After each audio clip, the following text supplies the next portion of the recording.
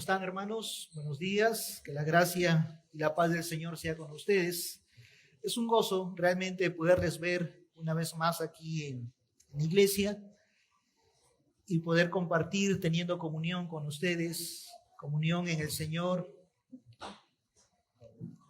Hermanos, vamos a abrir las Escrituras a la primera carta de Pablo a Timoteo.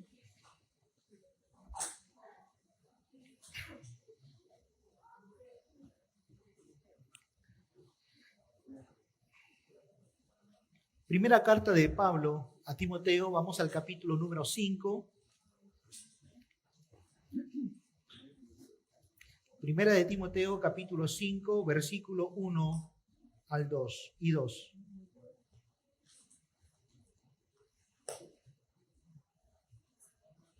Primera de Timoteo 5, 1 al 2.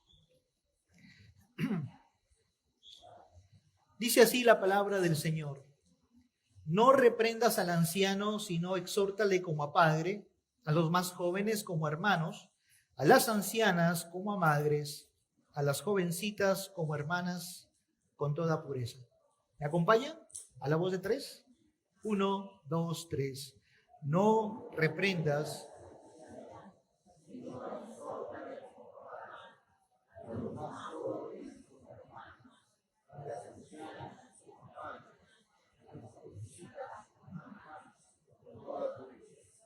Oremos. Padre eterno, gracias te damos por tu palabra en esta mañana para nosotros. Es una antorcha que brilla. Padre, es nuestra delicia. La amamos realmente, Señor. Queremos ponerla por obra en nuestro caminar. Señor, gracias por darnos una familia de la fe. Gracias, Padre, por las relaciones que tenemos aquí entre unos con otros. Relaciones de hijos, hijas, padres, madres. Señor, es tu gracia para nosotros. Te ruego, Señor, que en esta tarde tú nos enseñes de una forma segura, Padre, cómo poder abordar un matrimonio que te glorifique. Como decía el apóstol Pablo, cásense en el Señor. Permítenos explorar a través de tu palabra, Señor, la sabiduría que tú has dejado allí para entender, Señor, cómo debe ser mi matrimonio. No queremos guiarnos por nuestros corazones, no queremos guiarnos, Señor, únicamente de una forma ciega por sentimientos ni por atracciones. Queremos realmente seguir tu palabra, que hacer tu voluntad, Señor, sea nuestro agrado. Te lo pedimos en el amor de Jesucristo. Amén y amén. Hermanos queridos, este es el último sermón de la serie de la cuna al casamiento. Hemos visto 6, esta es la 6ª exposición. Y yo quisiera hacer un pequeño repaso de estos últimos 5 temas que va desde la cuna al casamiento. Espero que ustedes se puedan recordar, pero el primer sermón, ¿cómo se tituló? Familias que preparan familias. Familias preparan familias. ¿Desde cuándo? Desde la infancia. ¿Dónde fue el texto bíblico o cuál fue el texto bíblico que abordamos en ese día? El Salmo 103. ¿Qué ha de ser el justo si los fundamentos son removidos? En segundo lugar, hablábamos acerca de los solteros. ¿Puede un soltero glorificar a Dios, sí o no? Sí, puede glorificar a Dios. ¿Cuál fue la base bíblica? Primera a los Corintios, capítulo 7. El tercer sermón tenía que ver con la siguiente cuestión. ¿Qué deben ver las mujeres en la vida de un hombre para considerarlo como un potencial esposo, como un potencial marido?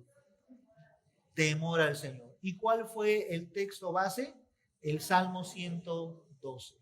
El cuarto sermón es ¿qué tiene que ver un hombre en una mujer para considerarla potencialmente su esposa? ¿Cuál es la respuesta? Temor al Señor. ¿Y cuál fue la cita bíblica? Proverbios 31, del 10 al 31. El quinto sermón, que fue el domingo pasado, se trató acerca de un amor destructivo. Y allí abordamos lo peligroso que es que un hombre en condición caída comience una relación. El peligro de un hombre sin Dios, cómo los hombres sin Dios comienzan las relaciones. Y allí vimos que a ellos no les importa nada, no respetan a una mujer, así sea, si tenga un grado de consanguinidad, así sea una mujer casada. Un hombre en condición caída es lo peor que puede suceder en la vida de una mujer cristiana. También abordamos el peligro de las citas, muchos elementos en cuanto a un amor destructivo. ¿Cuál fue la base bíblica? Primero o segundo de Samuel, capítulo 13, del 1 al 19. Hoy vamos a hablar acerca de, finalmente, pasos seguros para un matrimonio en el Señor. Ese es el tema para esta mañana. Pasos seguros para un matrimonio en el Señor. Nótese que no dice pasos seguros para un matrimonio feliz, porque muchas conferencias quizás quisieran tener eso de atractivo. Y ya hemos dicho que nosotros no queremos enfocarnos en un matrimonio feliz principalmente. Tampoco dice pasos seguros para un matrimonio eficaz. No se trata de la eficacia ni de la felicidad del matrimonio. Se trata de que el matrimonio sea en el Señor. El apóstol Pablo dice, si alguno se casa, que se case en el Señor. Y de allí parte absolutamente todo. En esta mañana o ya tarde, quisiera que veamos 5 pasos que ya lo hemos visto, hemos venido estudiándolos algunos domingos, pero 5 pasos que nos permite avanzar con seguridad para tener un matrimonio que glorifique al Señor. Número 1, observación silenciosa. Número 2, búsqueda del consejo piadoso. Número 3, manifestación de tu interés con mucho temor. En cuarto lugar, el cuidado de tu corazón y el corazón del otro. Y en quinto lugar, la elección para toda la vida. Son 5 pilares que te ayudan a poder caminar de manera segura a un matrimonio que sea o que se dé en el Señor, en el Señor. Voy a repetirlos: observación silenciosa, búsqueda del consejo piadoso, manifestación de tu interés con mucho temor, cuidado de tu corazón y el corazón del otro, y en quinto lugar, la elección para toda la vida. Quiero adelantarme a decir que estos 5 pasos no son míos, no los inventé yo, es la sabiduría de otros hombres de Dios, así que yo los he prestado para que esto sea una guía segura para todos nosotros y podamos observarlos en el proceso que va de la cuna al casamiento. ¿Por qué es importante tener pasos seguros para tener un matrimonio que glorifique al Señor? Porque en estos días existe un gran misticismo en relación a cómo encontrar a un cónyuge, a una pareja, a un potencial esposo o esposa.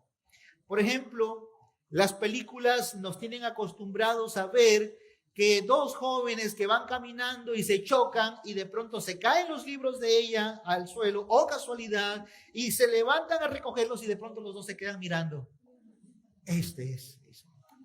Ella es. Bueno, las películas y las novelas nos tienen acostumbrados a que esa es la manera como se inicia una relación. De hecho, a algunos se nos dice que cuando llegue la persona ideal, uno lo va a saber. Eso solamente viene de un corazón humanista. Esto viene de un corazón humanista. La Biblia nos advierte seriamente a nosotros que como pueblo de Dios no tenemos que estarle prestando atención a los sentimientos. No tenemos que prestarle atención a las atracciones que entran por nuestros ojos. ¿Por qué? Jeremías capítulo 17, versículo 9 nos da una clara advertencia. Engañoso es el corazón más que todas las cosas y perverso, ¿quién lo conocerá? Ese famoso cliché, escucha tu corazón o hazle caso a tu corazón, es lo peor que te puede pasar en la vida. Es lo peor que puede sucederle a un hombre o a una mujer de Dios. Porque la Biblia dice, no lo mires, no lo consideres. Vuestro corazón es engañoso y perverso. Pero también el proverbista en el capítulo 14, versículo 12, nos llama poderosamente la atención a lo siguiente. Él dice que hay un camino que al hombre le parece derecho, pero su fin es camino de muerte. Hay hombres que dicen, ella es, esta es la mujer con la que he de casarme, o él es el hombre con el que he de casarme, parece derecho, pero al final su fin es camino de muerte. Entonces, ¿cuál es la guía más segura para tener un matrimonio en el Señor? Las Escrituras. Todos los pasos que vamos a ver en esta tarde vienen de la palabra eterna y sabia de Dios. Nótese que hay dos tipos de sabiduría. Hay una sabiduría animal, terrenal y diabólica, y hay una sabiduría que viene de lo alto. Bueno, déjeme darle la sabiduría que viene de lo alto. No vengo a hablarle con la voz de la experiencia. Esto no es una experiencia personal. De hecho, mi experiencia personal es muy aburrida, muy pecaminosa, y no se trata de hablar de la experiencia, se trata de dar el consejo de Dios. ¿Qué dice Dios en su palabra en relación al matrimonio? Primero, antes de iniciar una relación, todos nosotros tenemos que estar seguros de que comprendemos el panorama general de cómo Dios ha diseñado el matrimonio. Yo estoy completamente seguro que ninguno de ustedes en este auditorio presente iría en busca de un trabajo y una vez que está allí, entraría inmediatamente a trabajar sin siquiera preguntar y considerar cuáles son mis funciones en este nuevo trabajo. Creo que todos nosotros diríamos en qué consiste, a qué me voy a dedicar, qué es lo que tengo que hacer. ¿Sería necio ingresar a un trabajo donde no sabes cuáles son tus facultades o tus tareas y una vez dentro te aburras y tengas que dejarlo o te veas envuelto en algo que no esperabas?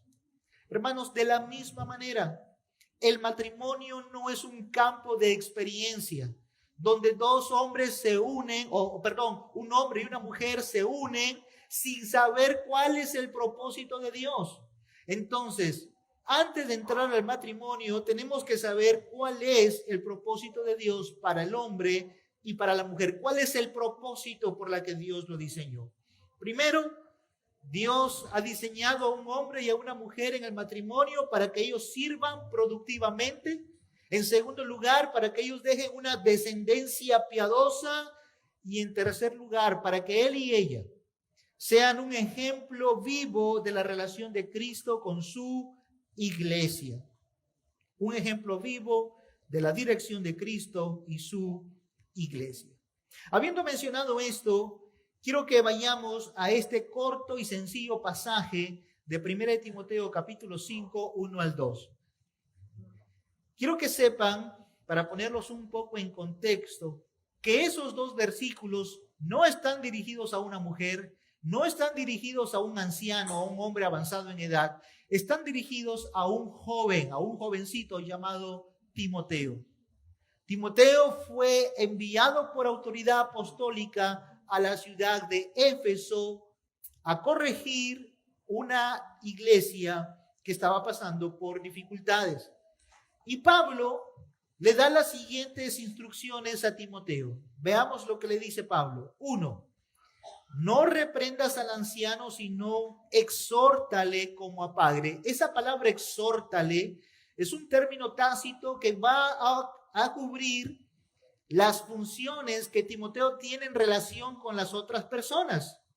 Exhórtale como a padre, nuevamente podemos usar el texto, exhórtale a los jóvenes como hermanos, a las ancianas exhórtales como a madres, a las jovencitas exhórtales como hermanas con toda pureza. Pablo le dice a Timoteo, no reprendas. La palabra reprensión es la misma palabra que Pablo utiliza cuando le dice a Timoteo que ninguno te menosprecie. Entonces, reprensión aquí, cuando Pablo le dice no reprenda, le está diciendo no menosprecies a los ancianos. No los ningunees, no los trates con desdén o con desprecio a hombres mayores que tú, Timoteo. Este es el mensaje que Pablo le está dando a Timoteo, no los menosprecies. La pregunta entonces, ¿cómo hago? Exhórtales. ¿Pero cómo? Como a un padre. A las ancianas, exhórtales como a una madre. A los jóvenes, hazlos como si fuesen tus hermanos. Y a las mujercitas jóvenes, exhórtales como a tus hermanas. Y seguidamente dice, con toda pureza. Quiero que veamos dos asuntos que se desprenden de esos dos versículos. Un asunto que es muy explícito, y con eso quiero decir está claro en el texto, es que lo que Pablo quiere que Timoteo entienda es que la iglesia de Cristo es una familia, no es un club, es una familia. Y por tanto, como familia, hablamos de algo que es heterogéneo, no algo homogéneo. Homogéneo significa que todos son iguales. Pablo entiende que en una iglesia no todos deben estar casados, no todos deben estar solteros, no todos tienen que ser de edad avanzada y tampoco todos tienen que ser jóvenes. Pablo está en contra de una iglesia únicamente de jóvenes, jóvenes y jóvenes. Por tanto, no existen los pastores de jóvenes. Existe quizás un pastor que se encargue de los jóvenes, pero como tal, como un oficio así en las escrituras, no existen. Existen pastores de iglesias. No existe una iglesia de niños donde un pastor es pastor de niños. Eso no existe. No existe una iglesia de mujeres. Y esto es importante porque en una oportunidad ya algunos han escuchado que he desarrollado este tema en algunas células y he compartido este tema con algunos, pero el hermano Bragg, el pastor Bragg me decía, por ejemplo, que en Estados Unidos hay una iglesia de motociclistas. Únicamente van allí los que tienen motocicleta de cierta categoría, de cierta marca, y nadie más puede ir a esa iglesia. Después, en las películas, nosotros hemos visto que hay una iglesia para puros negritos, por ejemplo. Puros negros, negros, negros. Allí no entra el hermano Paco, ¿no es cierto? Puros negritos. No puede entrar un blanco. También hay iglesias donde el mínimo de estatura es 1,90, el club de los gigantes. No puede entrar una persona con menos de esa talla. Entonces, estas ya no son iglesias de Jesucristo, estos son clubes que tienen ciertas características. Pero Pablo le dice a Timoteo, en la iglesia tú vas a encontrar una familia donde hay hombres que vas a tratarlos como tus papás, como tus mamás, como tus hermanos, como tus hermanas. Ahora, ¿qué es lo que está implícito en este pasaje número 1 y 2? Esto es lo que no está tan claro, pero que sin embargo se desprende de esos versículos.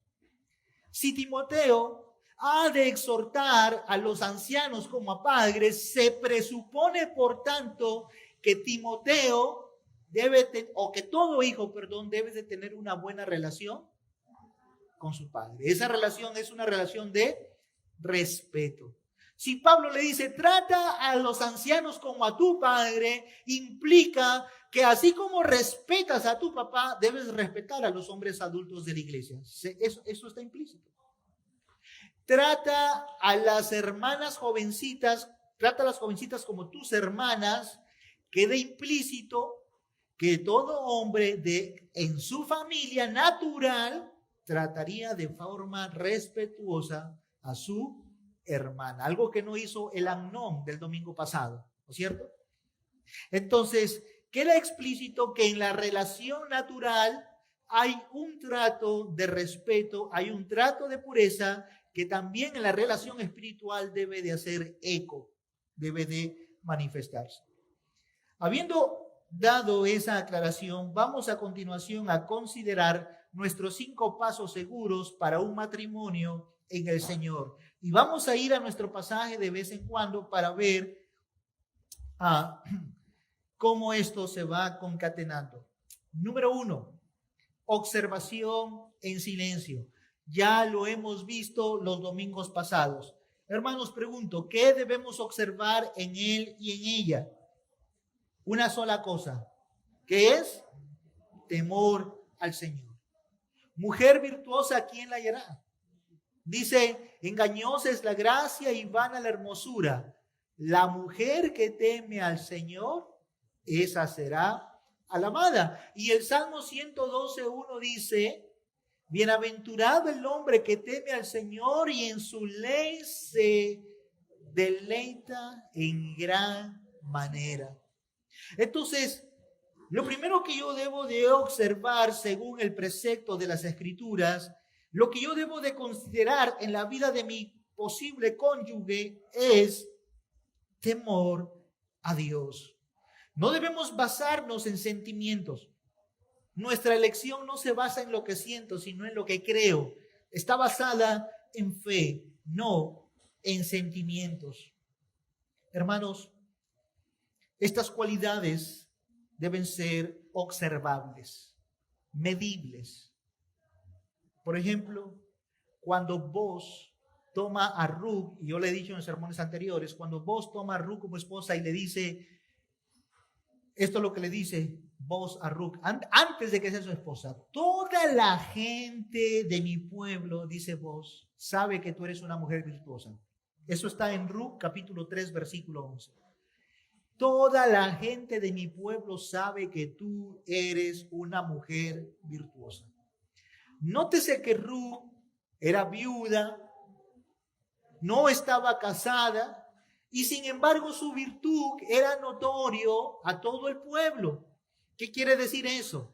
Que el temor al Señor en la vida de un hombre y de una mujer es notorio, se tiene que ver. Tenemos que preocuparnos de los agentes secretos. Tenemos que preocuparnos de aquellos que quieren encubrir o tapar algo de su vida. Ahora, habiendo dicho esto, solamente queda para la meditación, si tenemos que ver las cualidades visibles de temor en un hombre y en una mujer, me pregunto yo en voz alta, ¿cómo harán, por ejemplo, aquellos que inician relaciones virtuales? ¿Es una buena pregunta o no? Claro que sí. ¿Cómo se escoge una pareja en internet? ¿Qué es lo que yo veo? Honestamente, yo nunca he entrado a una página como tal, pero imagino, y quizás me puedo equivocar, pero imagino que lo primero que yo veo es la foto. Imagino. O quizás la foto más un perfil. Yo no sé, porque yo nunca he ingresado a estas páginas. Pero la observación de un hombre que está en el escenario de una iglesia local es mayor, y la observación que yo tengo por las redes sociales es así, es poquísimo. Ahora, ¿estoy diciendo que no es posible iniciar relaciones por internet? No estoy diciendo eso. Pero lo que sí quiero decir es que tú necesitas un mayor rango de información y necesitarías un mayor rango de tiempo, porque es necesario que conozcas a ella desde el otro lado del mundo. ¿Quién es ella? Sus padres. ¿Cómo está el matrimonio de sus papás? ¿Son el matrimonio de sus padres un ejemplo para ella de lo que es un matrimonio en el Señor? ¿Ella asiste a una iglesia con qué regularidad? ¿Está trabajando en algún ministerio de la iglesia? Yo necesitaría hablar con los ancianos de ella del otro lado del mundo. ¿Se dan cuenta? Entonces, ¿cuál es el mejor escenario para poder observar? De preferencia, la iglesia visible, ¿no es cierto? La iglesia local. Ese escenario es importante. Y para eso, los jóvenes deben asistir, y todos realmente deben asistir fielmente a la iglesia e involucrarse en el ministerio de la iglesia la iglesia local. Hay áreas de servicio donde usted puede trabajar: sonido, multimedia, evangelismo, visitación, etcétera, etcétera, etcétera. Entonces, de eso se trata. No estamos buscando perfección. Estamos buscando dirección en silencio. No estamos buscando preferencias. Estamos buscando convicciones a priori. Esto es lo que nos interesa. Convicciones, no preferencias. Dirección, no necesariamente perfección. Lo importante es que le tema al Señor. Pero pastor, no sabe cocinar. Bueno, va a venir. Si es una mujer que le teme al Señor, eso va a venir. Pero lo más importante es temor al Señor. Pero él está estudiando. No lo vas a poner a competir con un hombre de 40, 50 años. Ya va a estudiar y ya va a trabajar. No vamos a poner a competir. Pero por eso digo, lo más importante es temor al Señor. Ahora, ¿cómo presento o cómo observo? No quiero ver a los jóvenes con lentes, gafas negras, escaneando. No, así no. La Biblia dice en el Proverbios capítulo 18, versículo 24, el hombre que tiene amigos ha de mostrarse amigo, y amigo hay más unido que un. ¿Cómo te acercas tú a una relación? Bueno, mostrándote amigo. Hola hermano, ¿qué tal? Hola hermana, ¿cómo estás? Mi nombre es tal, qué bueno hermano. Me alegra. Y así se comienza. Todo joven, todo hombre tiene que tener un rango amplio de amistad. Un amplio rango de amistad. De ser posible, vuestros hijos pueden asistir a campamentos, conferencias, talleres, visitaciones. Puede enrolarse quizás en otras áreas cuando 2 o 3 o 4 iglesias realicen un evento, etcétera, etcétera. Pero lo cierto es que tiene que haber un campo amplio de amistad. La amistad es una relación cordial de mutua estima. Es así como tienes que presentarte. No es presentarse y mostrar un interés. No es así. Es presentarse y mostrarse amigo. Quiero leer a John W. Thompson. Esto no es mío, esto lo escribió John W. Thompson, aquel que ha escrito un libro que se llama Caminando hacia el matrimonio, y está en Chapel Library, en la parte de atrás. Yo espero que todavía esté, y si no, pídanselo a Dali. Pero escuchen lo que dice John W. Thompson. Cuando es posible, la etapa de la amistad debe comenzar aún en la niñez. Cuando es posible, la etapa de la amistad debe comenzar aún en la niñez, dado que por medio de creer la palabra de Dios y aplicar sus principios al diario vivir, logramos un andar cristiano que honra a Dios. ¿Qué quiere decir John W. Thompson? Que es importante que las familias cristianas expongan a sus hijos a una vida de iglesia muy temprano para que desarrolle amistades en un contexto cristiano. No te digo contexto, no que sean cristianos, pero en un contexto cristiano. Eso habla de la importancia de establecer a una familia en una iglesia. Por eso es que cuando uno viene a una iglesia, uno no solamente ve y dice, simplemente quiero ser parte de esta iglesia. Uno piensa en su familia también. Yo quiero que esta sea la iglesia donde mi hijo se pueda casar. Yo quiero que esta sea la iglesia donde pueda ver a mis nietos correr por aquí y gritar por aquí y hacer desorden por aquí. Yo quiero que mis hijos crezcan en este contexto. Entonces, número 1, observo en silencio. Hasta aquí es el pilar número 1. Número 2, luego de que he observado lo suficiente, número 2, ¿qué hago? Busco el consejo. Busco el consejo. Dice Proverbios capítulo 13, versículo 1. El hijo sabio recibe el consejo del padre, mas el burlador no escucha las reprensiones. Y seguidamente en Proverbios 15:5, el necio menosprecia el consejo de su padre, mas el que guarda la corrección vendrá a ser prudente. Luego de haber observado qué hago, busco el consejo. La pregunta es, ¿de quién? ¿A quién le pido consejo? Déjame decirte, número uno, a tus papás.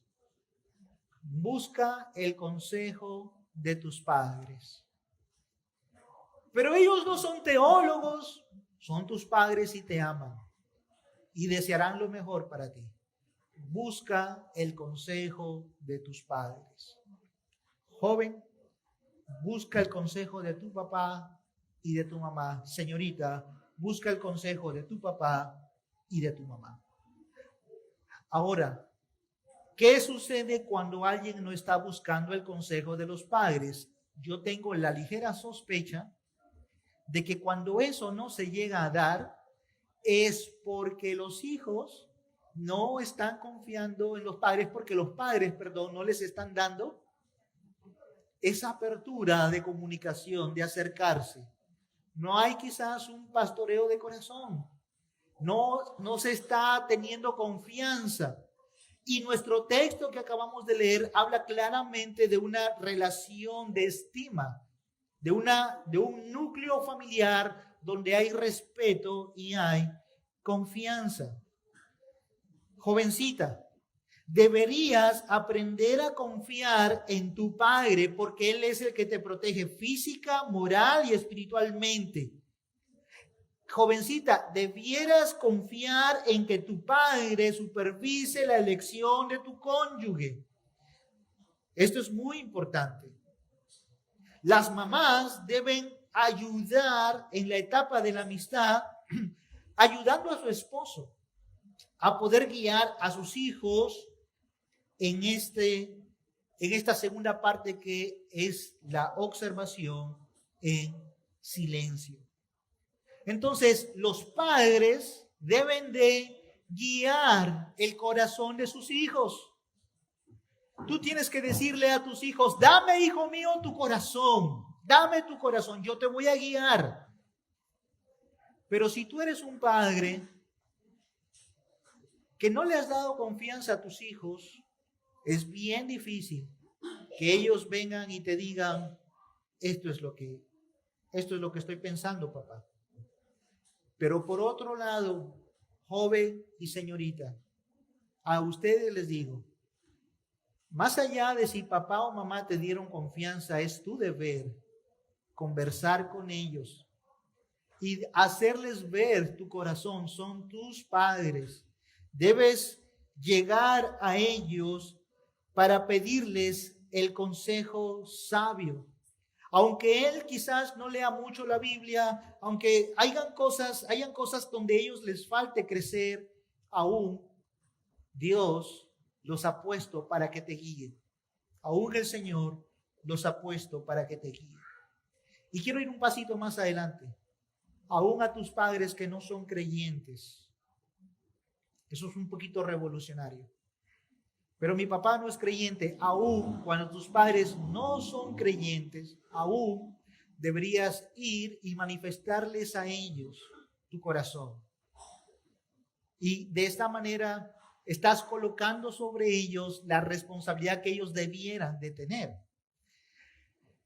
Ahora, es evidente que estos consejos que yo les estoy dando caben en el escenario de un joven que está con su familia, de una chica que está con su familia, siendo un escenario diferente a aquellos que tienen una vida de independencia ya, que viven separados de los padres. ¿Cuál es mi consejo para ellos? ¿O qué dicen las Escrituras? Las Escrituras siempre dicen, busca el consejo. Entonces, como los padres ya están quizás, ellos ya son independientes, ellos deben buscar el consejo en la iglesia, en hombres maduros, en pastores, en hermanos que los estimen.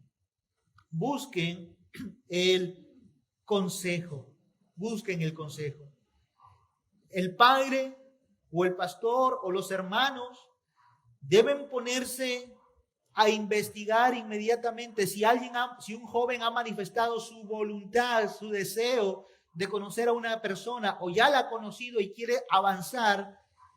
Tiene que seguirse investigando sobre carácter, convicciones, cómo esa persona, él o ella, están dirigiendo su vida. Se debe aún hacer esa investigación. Ahora, joven, hermano, hermana, no busques consejos que te den la razón. No se trata de buscar un consejo y tu papá te dice que no, me voy al pastor. El pastor te dice que no, me voy al diácono. El diácono te dice que no, me voy al líder de célula. El líder de célula te dice no, me voy a mi mejor amigo. Y así hasta buscar que alguien te diga que sí. La voluntad de Dios nunca está en conflicto.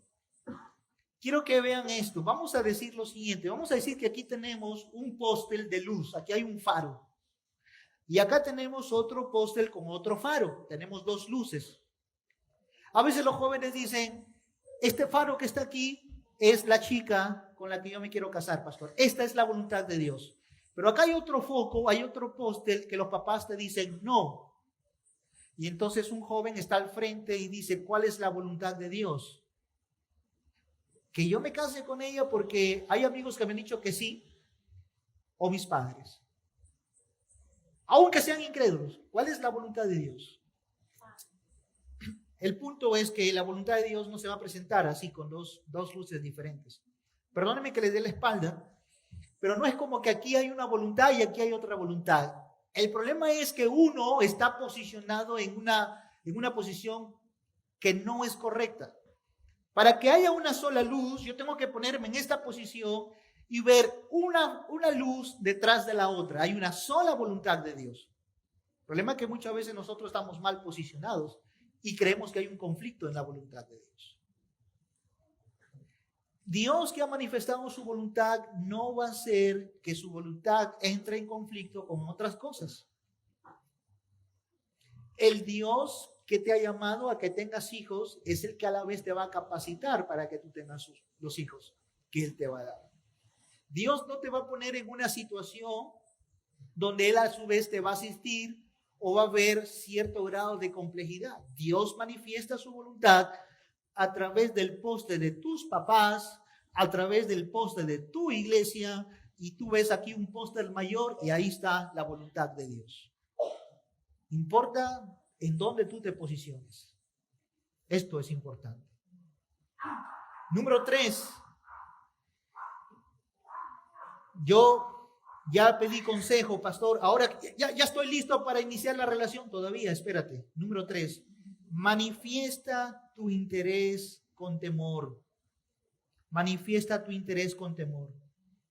¿A quién debes de manifestarle ese deseo de seguir avanzando? Porque ya vistes a ella, ya vistes a la chica, ya ves que es una mujer temerosa de Dios, ya le has pedido consejo a tus padres, a pastores, a hermanos maduros. Wow, todo va bien. Número 3, llega el momento de manifestar ese interés. ¿Cómo tienes que hacerlo? Con temor. La pregunta es, ¿a quién debo mostrarle mi interés? Y esto va a rayar a los papás de la chica. Yo que estaba pensando comprar rosas para irle ya a declarar mi amor. No, todavía no. Aquí no hay que exponer el corazón todavía. Hay que hablar con los padres de la chica. Ahora, esto no es simplemente decir esto por decirlo. No, esto tiene un fundamento. Hay un fundamento detrás de esto. ¿Cuál es el fundamento para hablar con los padres? Déjame darte algunas razones bíblicas para hacerlo. Cuando Dios creó a Adán en el huerto, yo les pregunto, iglesia, ¿quién le trajo una mujer a Adán? ¿Quién se la trajo? Dios. Dios, el Padre de las luces, creó a una mujer y se la trajo a Adán. Diferente hubiera sido que Dios hubiera creado 15 mujeres, Ana, Eva, Dora, etcétera, Dios haya creado 15 mujeres, se las haya puesto a Adán y le haya dicho, ya tú escoge, es tu elección. ¿Fue así? No, Dios no le dio a Adán esa capacidad de elegir en ese momento, sino que Dios crea una mujer y se la pone a Adán. Dios le da una mujer a su creación, a su criatura, en este caso a Adán. Entonces, desde allí nosotros podemos ver la participación de un padre, en este caso de Dios el Creador, dándole mujer a Adán. Es Él en su sabiduría que lo hace. También en el Antiguo Testamento vemos cómo Isaac busca esposa para quién. Vemos cómo se le busca una esposa a Isaac. ¿Quién fue la esposa de Isaac? Rebeca. Abraham envía a alguien para que busque y le da ciertas cualidades, ¿no es cierto? O ciertas características. Que sea de mi parentela, que no sea una mujer cananea, que no sea una etea, jebusea, que sea una de mi parentela. Y el siervo va. Y el siervo, en oración al Señor, él busca una mujer para el hijo de su señor Abraham.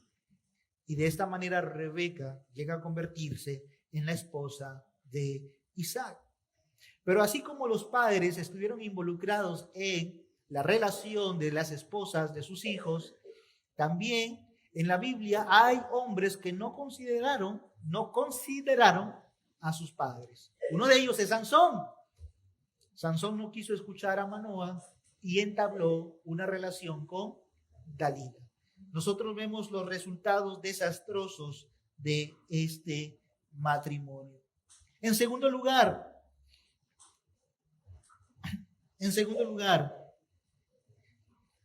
hablando acerca del apóstol Pablo en 1 de Corintios capítulo 7, dice lo siguiente, 1 Corintios 7:36.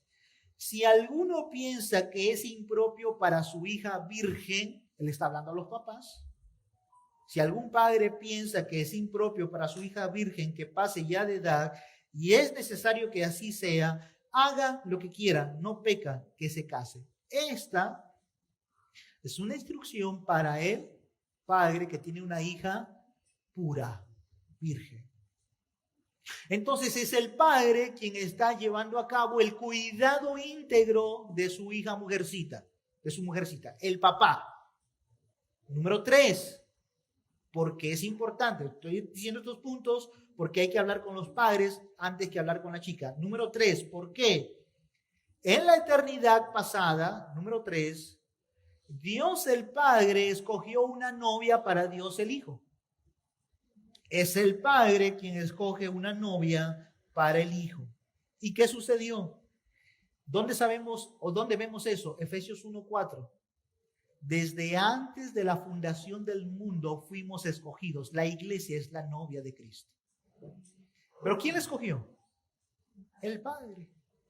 Y en el cumplimiento del tiempo, según Lucas 19:10, el Hijo del Hombre vino a buscar y salvar lo que se había perdido. Viene en busca de la novia. Entre ese lapso de tiempo que Él es enviado a buscar a la novia, ¿qué hizo a Jesucristo? ¿Qué mantuvo? Una comunión constante con el Padre. Y finalmente Jesucristo pagó por su novia el precio más elevado de la historia. Él murió por su novia, mostrándole así en su sacrificio su amor. En todos los 3 casos que hemos visto ha quedado la figura del papá, el padre. Dios el padre de la doncella, Dios el padre dándole novia a su Hijo Jesucristo. Mis hermanos, este es el prototipo original de un matrimonio, de un paso seguro para un matrimonio en el Señor. Así que el apóstol Pablo escribió en Romanos capítulo 15, versículo 4, solamente para ir afirmando esta idea, en Romanos 15:4, Pablo dice que las cosas que se escribieron en el Antiguo Testamento para nuestra enseñanza fueron escritas a fin de que por la paciencia y la consolación de las Escrituras tengamos esperanza. La Biblia fue escrita con ese propósito. Recuerden que esto no son historias de moral, no estamos tratando de tener ¿cuál es la expresión? Esto no es tener un proceso moralista. No, estamos considerando casarnos en el Señor. Porque allá afuera la gente se está casando. Pero nosotros queremos hacerlo en el Señor. Y al final voy a explicar un poco lo que quiero decir con casarse en el Señor. Donald Gray Barhouse escribe lo siguiente: entre las líneas de la revelación del Antiguo Testamento hay grandes principios eternos. Voy a repetir eso. Entre las líneas de revelación del Antiguo Testamento hay grandes principios eternos.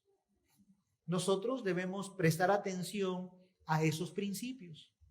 No para quizás traerlos a nuestro escenario de una forma tan literal, pero sí para observarlos y ver la sabiduría detrás de esos principios. Por ejemplo, ninguno de ustedes comete pecados si come chancho, por ejemplo. Algunos acá les gusta el chicharrón, nadie tiene problema con eso. En la ley estaba prohibido, pero quizás un principio pudiera ser un asunto de dietética, un asunto de dieta, de cuidado. Pero que el que lo come bien hace. En el Antiguo Testamento, cuando alguien se casaba, tenía que quedarse en casa un año y no ir a pelear la guerra. El contexto del 2023 es completamente diferente, pero quizás un principio que puede salir de eso es que cuando uno se case, trate de pasar mucho tiempo invirtiendo en su esposa. Ese sería el principio. De otra manera, no es que, voy a tomarme un año sabático sin trabajar, porque así estaba en el Antiguo Testamento. No así, pero sí dar más tiempo a la esposa porque es el primer año de integración.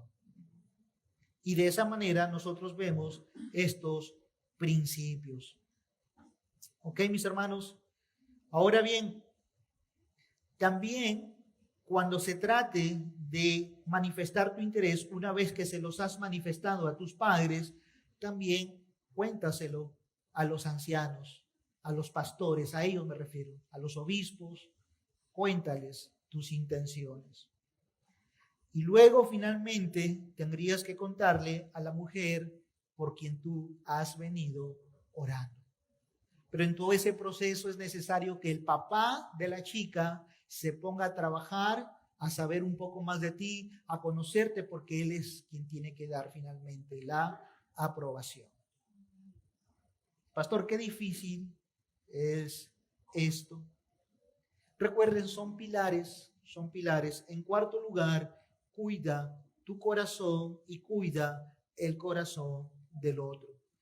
Preservar la pureza es importante en todo este proceso. Hay que controlar las pasiones aún antes de los votos matrimoniales. Hasta aquí todavía no hay nada. Hermana, yo ya oré, quiero conocerte un poco más, de una mejor manera, pero hasta aquí no hay ningún contacto físico, ni besitos, ni abrazos, ni nada. En todo este proceso debe darse 1 Timoteo 5:2. Trata a las jovencitas como hermanas con toda pureza. Debes mantener la virginidad de tus pensamientos, aun cuando trates con una hermana. Y aun cuando ella te ha dicho, ella y su padre están de acuerdo en que le conozcas un poco mejor, esto no es licencia para que tú avances precipitadamente. No es así. Entonces, la forma de avanzar es principalmente a través de reuniones centradas en la familia.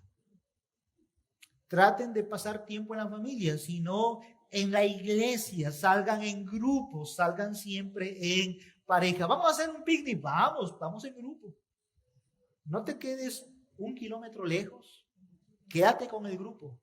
Recuerden que Tamar debió quedarse en el grupo. Amnón sabía que en la presencia de personas es peligroso. Por eso él los echó a todos afuera. El grupo es importante. El grupo es importante también porque de esa manera tú estás dando el testimonio debido, la honra al Señor, al igual que ella. Ahora, si por A o B te asalta la tentación, recuérdate 2 de Timoteo capítulo 2, versículo 22. Huye también de las pasiones juveniles y sigue la justicia, la fe, el amor y la paz con los que de corazón limpio invocan al Señor. Huye de las pasiones juveniles. Huye de tus pensamientos. Preocúpate por eso. Mantén la virginidad de tu mente. Y aquí yo tengo algunas preguntas para ti. 3 casos, joven, para ti. Esta es una prueba de pureza para ti, querido hermano. Imagínate que ahora en calidad de soltero, tú te reúnes con el sexo opuesto, con hombres y mujeres, y no te mides, no te estás midiendo, no te estás comportando bien. Imagínate, esta es una prueba de pureza, que tu futura esposa, tu futuro cónyuge, está observándote. Ella te está observando. Al momento de observarte, ¿qué pensaría ella de ti? ¿Se sentiría lastimada? ¿Celosa? ¿Desencantada por tu comportamiento? De ser así, joven, algo anda mal. Si tu futura cónyuge al verte en ese momento cómo tratas con el sexo opuesto se pone celosa o se desencanta contigo, es porque estás relacionándote mal con el sexo opuesto. Pero vamos a llevar la prueba de pureza un pasito más adelante. Imagínate que ahora tu futura cónyuge, tu futura esposa, no solamente está ahí para ver, sino que ahora ella puede leer tus pensamientos. Se mete adentro de tus pensamientos. ¿Querrá esa joven, querrá esa señorita que está leyendo tus pensamientos unirse a ti sabiendo que dentro de tus pensamientos hay películas pornográficas? ¿Cómo se sentiría esa señorita si se pudiera? Obviamente eso no se puede, pero si ella pudiera entrar a tu mente y viera la perversidad de tu corazón, de tus pensamientos, ¿querrá ella unirse a ti en matrimonio? Son preguntas que debes de hacerte para probar tu pureza. Sin embargo, como eso no es posible, hay algo más aterrador que eso. Dios lo sabe. Dios conoce las intenciones. Dios ve el corazón. Dios ve lo que el hombre no puede ver. Entonces, joven, deberías aterrarte porque es posible que, si fuera posible que una chica entrara a tu mente, lo mejor o lo máximo que pudiera pasar es que ella se escandalice y te abandone por eso. Pero con Dios no es así. Dios mira tus pensamientos, ve el pecado y el pecado tiene que ser castigado, tiene que ser reprendido. Sé consciente, joven, de que Dios conoce tus pensamientos completamente ahora, uno por uno. Y solo Él sabe cuáles son las intenciones de quererte casar. Si las intenciones de quererte casar es la lujuria, arrepiéntete. Eso no debería ser la motivación principal. Yo no me voy a casar principalmente porque me estoy quemando, estoy ardiendo de pasión. No es únicamente dar satisfacción a mi carne, esa no es la prioridad. Aunque San Pablo lo recomienda, principalmente uno se casa para poner en marcha la obra del amor de Cristo por su iglesia. Uno se casa principalmente porque ha visto en esa mujer una mujer temerosa de Dios y tú vas a seguir moldeándola a que ella siga siendo conformada más al carácter de Cristo. En ese punto de cuidando el corazón, no reveles más de lo aceptable. Evita términos cariñosos. Mi amor, mi vida, mi bombón, todos los nombres de chocolates. Evítalos. Mira, ese vocabulario está reservado para la vida de intimidad de los esposos. Ese es el léxico. Cuando un esposo le dice a su esposa, mi bombón, estás preciosa, eso conlleva a algo de intimidad entre ellos como esposos. Pero esos términos fuera de ese marco matrimonial son términos espesos. No ha sido hecho, o sea, no invadas, no seas meloso diciéndole esos términos a esta chica. ¿Cómo tienes que tratarla? Con toda pureza. Hermana mía, hermana. Nada de mi amorcito. Somos diferentes al mundo, hermanos, ¿o no? Queremos vivir en el Señor. Ok, para terminar entonces, elige para toda la vida. Elige para toda la vida. Esto significa, mis hermanos, que una vez que un hombre ya ha declarado la intención de fomentar ya o de iniciar una relación que a todas luces, eso sí o sí va al matrimonio, en el momento que él le declara su amor a una chica y sus intenciones de matrimonio, a la vez ese hombre está negando su amor a todas las demás mujeres. Es una elección, una sola elección. Es triste ver, o sería muy triste, si un hombre ha hecho ese proceso 4 o 5 veces. Peor aún, si en esas 4 o 5 veces han habido besos y abrazos. Has besado a 5 chicas, 5 chicas has abrazado y viceversa. Hermanos, esto no glorifica al Señor. Cuando uno elige a una pareja, una chica, una mujer de Dios, tiene que ser para toda la vida. Tiene que ser para toda la vida. Si no estás seguro, no puedes comprometerte. Y obviamente que luego de seguir estos pasos, llegar al 5.º paso o estar en el 4.º paso, uno no puede llegar al 4.º paso y decir, ¿será o no será? Regrésate al primero. No estás hábil. Ni siquiera lo pienses.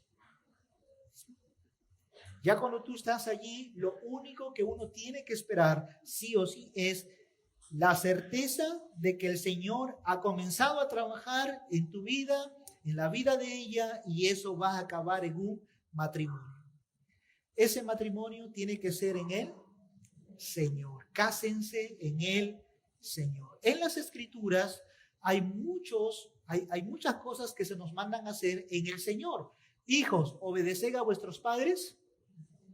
Bienaventurados los muertos que de aquí en adelante mueren en el Señor. Cásense en él. Todo es en el Señor. ¿Y qué significa hacer las cosas en el Señor? Significa, hermanos, vivir la vida cristiana en Cristo, estar unido a Cristo, tener los pensamientos de Cristo. Me sorprende cuando Juan dice en Apocalipsis 21, bienaventurados los muertos que de aquí en adelante mueren en el Señor. Hay muchos muertos ahora que van desfile al cementerio, pero solo algunos de ellos han muerto en el Señor, los demás no. Quizás los otros van a tener una pomposa celebración, pero aquellos que mueren en el Señor van directamente a la gloria con su Señor, porque están unidos en el Señor. Vivir en el Señor, hacer las cosas en el Señor implica estar en Cristo. Dice 2 Corintios 5:17, de modo que si alguno está en Cristo, nueva criatura es. Eso es estar en el Señor. Ahora, obviamente uno no puede estar en el Señor si uno no ha visto la perversidad de sus pecados y ha visto a Cristo como el suficiente Salvador. 2 elementos son importantes para ser un ciudadano del reino de Dios: arrepentimiento y fe en Jesucristo. Pero para yo arrepentirme y confiar en Cristo necesito saber 2 cosas. Primero, yo necesito ver la miseria de mi vida. ¿Quién soy yo? Soy un hombre que me asusto de mis propios pensamientos. Eso soy yo. Soy un miserable. Y luego de ver mi miseria, yo necesito contemplar quién es Dios. ¿Quién es Dios? Él es justo, Él es santo. Él no perdona el pecado, Él no barre el pecado como se barre la basura debajo de una alfombra. Él no hace eso. El Dios justo no ha de ser justicia. Cuando yo entiendo estas dos cosas, yo tengo que venir al Señor en arrepentimiento y decirle: Señor, sálvame, me arrepiento, Señor, líbrame de mí mismo, líbrame de tu ira, líbrame de mi pecado, Señor.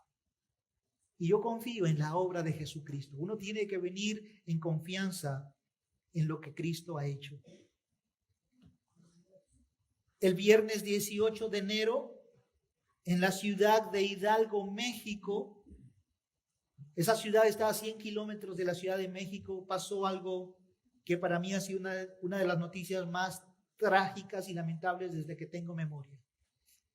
Hermanos, un grupo de personas cogieron objetos como picos, palanas, e irrumpieron una tubería de combustible. Tenía gasolina.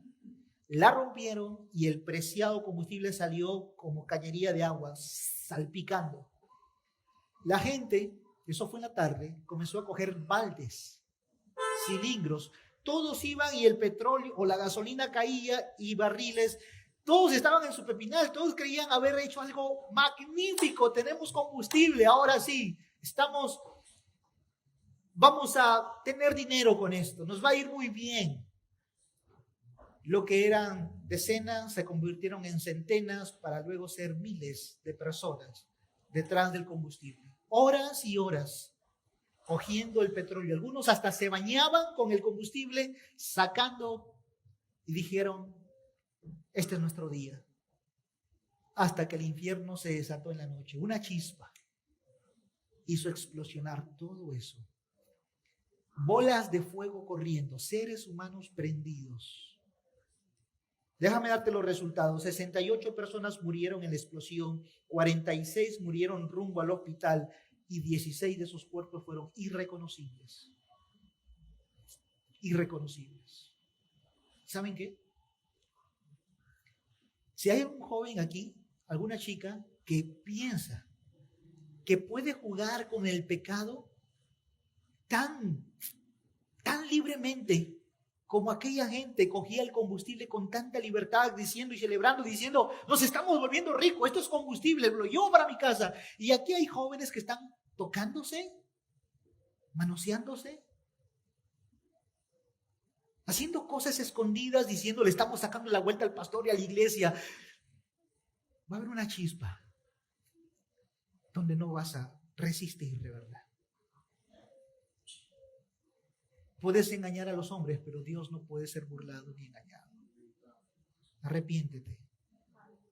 ¿Sabe lo más triste de esa historia? Para mí, es que aunque más de 90 personas murieron ese día calcinadas, lo más doloroso es que en la otra vida seguirán ardiendo continuamente.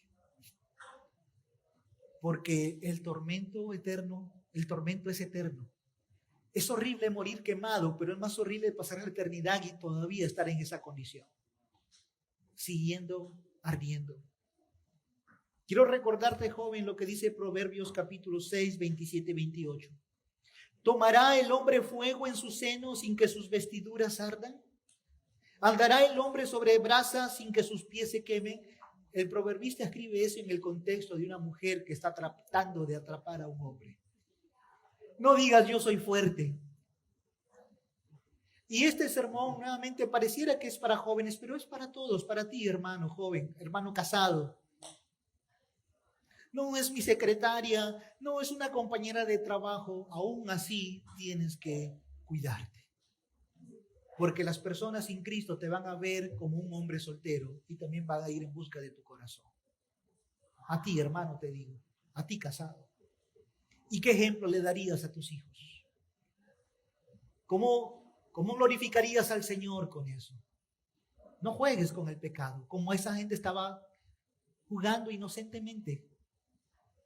creyendo sacar algún provecho de esas aguas, de ese combustible. Vas a arder si no te arrepientes. Si tú sigues practicando esto, preocúpate, porque el Señor dice también que el que practica el pecado no es de Él, no es de Dios. Que el Señor te ayude a que mires a Cristo, únicamente a Cristo. Ven a la iglesia por Cristo, céntrate en Cristo, crece en el temor de Él.